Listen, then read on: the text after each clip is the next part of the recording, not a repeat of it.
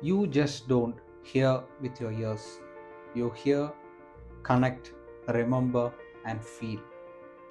So when your hearing fades, so what else do you lose? Untreated hearing loss can make conversation exhausting. Over time, it's easier to withdraw than to ask others for repetition.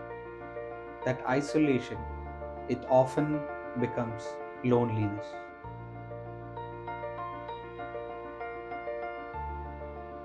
When the brain has to work harder to remember, it has fewer resources to store the information.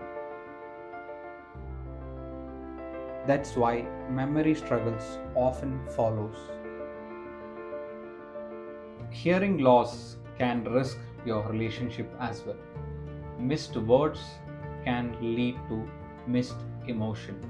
Your spouse, children, friends all may feel distant, not because you don't care, but because you don't hear.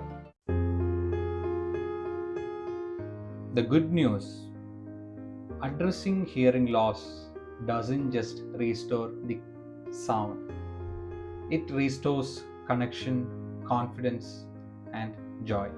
Hearing loss may be silent, but its effects doesn't have to be. Get tested, get treated, and reconnected.